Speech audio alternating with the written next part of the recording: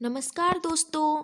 आज की क्लास में आपका हार्दिक स्वागत एवं अभिनंदन है। आज 26 जनवरी 2022 है और आज का दिन समस्त भारतवासियों के लिए बहुत ही गौरवान्वित महसूस करने वाला दिन है। तो आज के इस पावन अवसर पर सरस्वती माँ स्टडी क्लासेस की तरफ से आप सबको हार्दिक शुभकामनाएं एवं बधाई।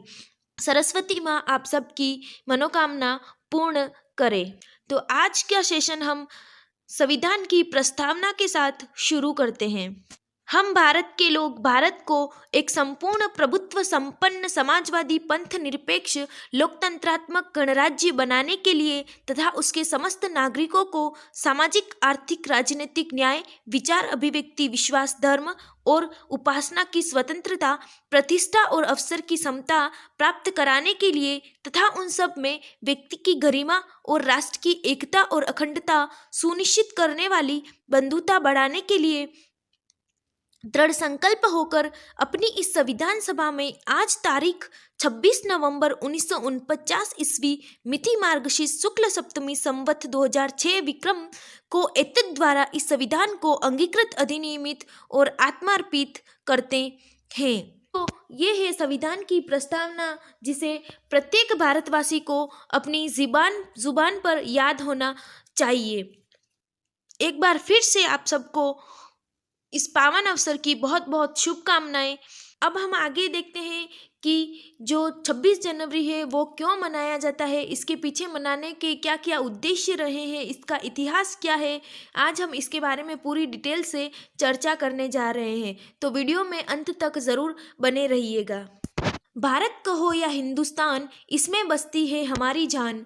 यानी कि चाहे भारत कह दो, हिंदुस्तान कह दो, इंडिया कह दो, सब एक ही वर्ड है। विविधता में एकता लिया हुआ हमारा ये देश हमारे लिए अपनी जान से भी बढ़कर है। देश में प्रत्येक वर्ष गणतंत्र दिवस बड़ी धूमधाम से मनाया जाता है। आज हम 26 जनवरी 2022 को 73वें गणतंत्र दिवस के रूप में मनाएंगे। इस दिन सरकारी व निजी प्रतिष्ठानों में धूमधाम से तिरंगा फहराया जाता है। यानी कि आज का ये जो दिन है 26 जनवरी 73वें गणतंत्र दिवस के रूप में मनाया जा रहा है, और चाहे सरकारी हो या निजी हो, हर जगह पर ये तिरंगा फहराया जाता है और बड़ी धूमधाम से इस फेस्टिवल को मनाया जाता है। अब देखते हैं हम कि 73वें गणतंत्र दिवस के बारे में कुछ महत्वपूर्ण तथ्य। गणतंत्र दिवस का कार्यक्रम हर वर्ष 24 जनवरी से शुरू होता है, लेकिन इस बार 23 जनवरी यानी सुभाष चंद्र बोस की जयंती, जिसे हम पराक्रम दिवस के रूप में भी मनाते हैं, से शुरू हो गया। यानी कि प्रत्येक वर्ष जो गणतंत्र दिवस का कार्यक्रम होता है वो 24 जनवरी से स्टार्ट होता है, लेकिन इस बार एक दिन पहले यानी कि 23 जनवरी से ही ये शुरू हुआ। वहीं इस बार इंडिया गेट पर अमर जवान ज्योति नहीं जलेगी, क्योंकि इसका विलय राष्ट्रीय युद्ध स्मारक में कर दिया गया है। 2022 के गणतंत्र दिवस पर कोई भी मुख्य अतिथि नहीं होगा। 51 साल के इतिहास में ऐसा दूसरी बार हुआ है। यानी कि प्रत्येक वर्ष जब गणतंत्र दिवस मनाया जाता है तब बाहर से मुख्य अतिथि के रूप में कोई ना कोई आता है, लेकिन 2021 में भी कोरोना महामारी की वजह से कोई भी मुख्य अतिथि के रूप में नहीं आमंत्रित किया गया, और इस बार भी ऐसा ही हुआ है। तो 2 बार ऐसा हो चुका है इतिहास में कि मुख्य अतिथि नहीं आमंत्रित हुए हैं, या फिर मुख्य अतिथि यहाँ पर नहीं उपस्थित हुए हैं। अब देखते हैं गणतंत्र दिवस क्यों मनाते हैं। 26 जनवरी 1950 को भारत के संविधान को अपनाया गया, जिसके तहत भारत देश को एक लोकतांत्रिक संप्रभु और गणतंत्र देश घोषित किया गया। इसलिए हर साल 26 जनवरी को गणतंत्र दिवस के रूप में मनाते हैं। यानी कि डॉक्टर BR अम्बेडकर, जवाहरलाल नेहरू, महात्मा गांधी सबके द्वारा बड़ी मेहनत करके 2 वर्ष 11 माह 18 दिन तक अपनी मेहनत लगा के भारत को चलाने के लिए नियमों का एक ब्यौरा तैयार किया गया, जिसे 26 जनवरी 1950 को भारत के संविधान के रूप में अपना लिया गया। तब से लेकर उस दिन से भारत को एक लोकतांत्रिक संप्रभु और पूर्ण गणतंत्र देश घोषित कर दिया था।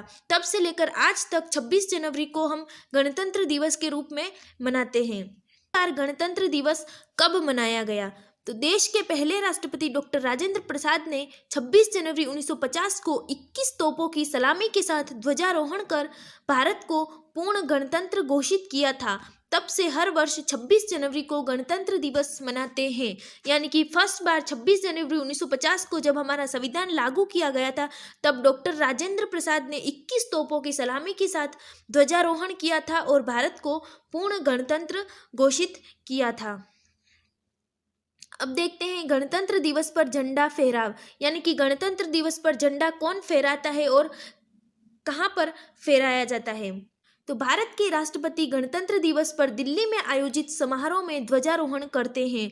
यानी कि गणतंत्र दिवस पर दिल्ली में भारत के जो राष्ट्रपति, वर्तमान में जो तत्कालीन राष्ट्रपति होते हैं, वो दिल्ली में ध्वजारोहण करते हैं तथा गणतंत्र दिवस समारोह में राष्ट्रपति भव्य परेड की सलामी लेते हैं।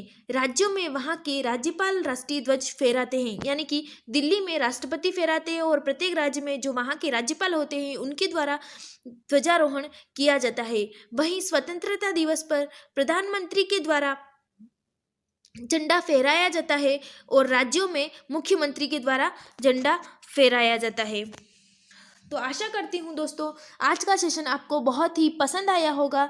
तो जुड़े रहिएगा हमारे चैनल के साथ और हमारे चैनल को सब्सक्राइब ज़रूर कीजिए ताकि हमारे वीडियोस की नोटिफिकेशन सबसे पहले आप तक पहुँच सके।